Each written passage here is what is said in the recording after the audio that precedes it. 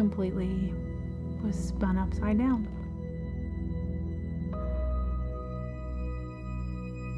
I thought about it, like, why did it happen? Why did I let it happen? Why?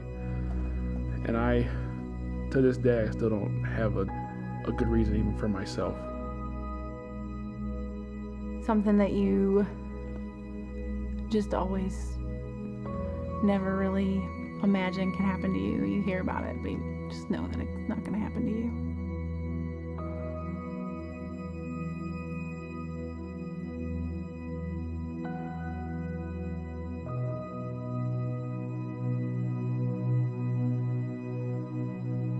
I got just text messaging back and forth with Joe. Just different questions at the same time on the phone with a super close friend who was telling me, who's very God-fearing, I need to ask more questions. Something else is going on. Something doesn't seem right. So I asked the question of, do you have feelings for her? And there was a long pause. So I called while he was at work. Do you have feelings for her? And he again paused while we were on the phone. And were you with her? Then he paused again and told me that he would come home right now from work, just leave. And that's when my heart kind of sunk, and I just started to just scream and bawl, and I guess that's when it all just changed.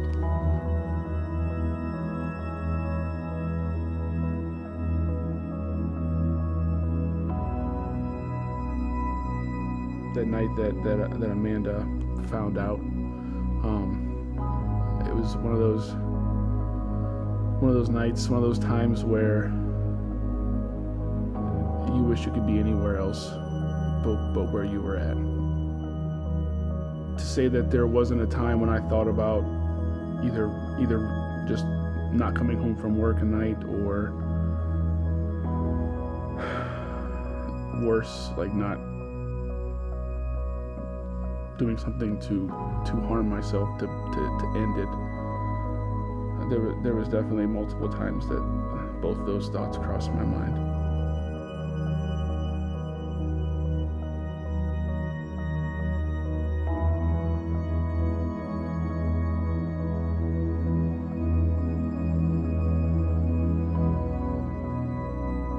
I called my close friend who I talked to earlier, and she right away offered me to come to her house. When I told her I'd call her back, and for whatever reason, even though I had every reason in the world to go there and be there with, like, at her house, and because I just didn't even want to look at him, I didn't feel like that's what I was supposed to do. We stayed, we prayed about it, we called one of our close mentor friends and prayed some more about it, and just cried. But I can't even describe the loneliness that I felt.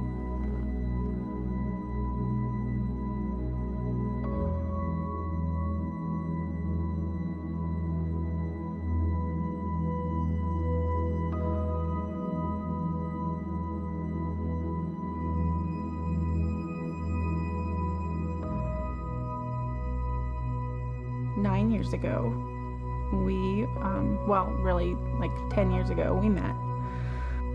That day we met up and spent, I think, over 12 hours just talking.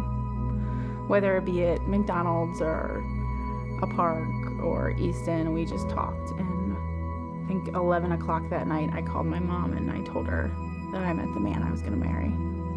So that was July. Shortly after that, we were engaged in October. And shortly after that, we were married in the end of February. So it's been 9 years. We were absolutely like that puppy teenager in love with each other.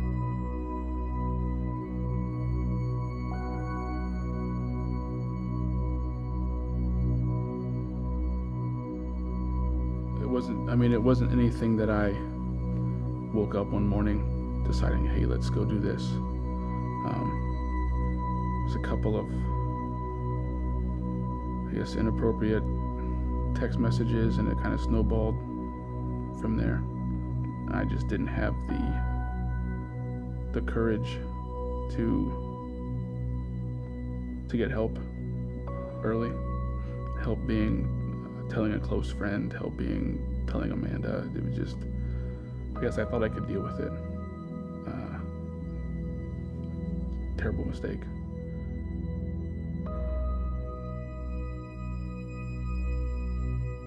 Not just the betrayal from my husband, but the betrayal from my best friend. I mean, to this day, I still have a hard time letting people in because I'm so scared that somebody's gonna hurt me again.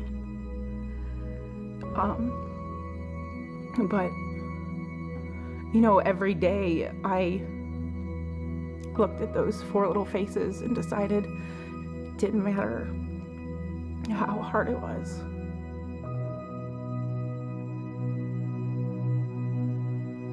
The D word was never an option for me. If I brought them into this life, I was gonna make sure that they knew what a family was supposed to look like. And they knew how that even when you go through hard times, sometimes you just gotta fight through it.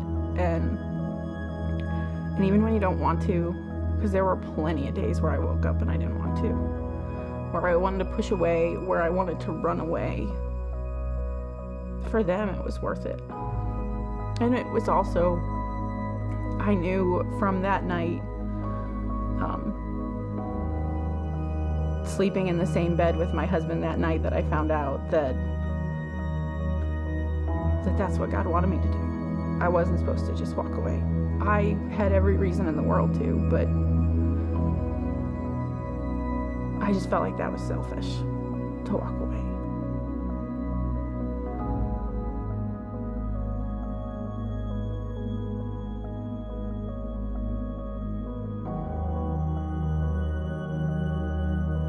Looking back, there was a lot of pain 2 years ago, but I just can't get over the difference in our marriage now. Our marriage is the absolutely most beautiful thing that I could have ever imagined it to be. I just don't feel like we would have been this close and this appreciative of each other, and just appreciative of every breath, not just that we have together, but we have as a family. Because sometimes I think you have to go through the hard stuff to really appreciate how awesome it is. It's amazing how God can make something so awful so beautiful. Just don't give up. Don't stop fighting. Every day, choose to fight. Every day, it's worth it. It's worth it for the kiddos that look up to you. It's worth it for maybe the husband that doesn't believe it right now, or the wife that doesn't believe it right now, because I'm telling you, your marriage will be way better if you just continue to fight.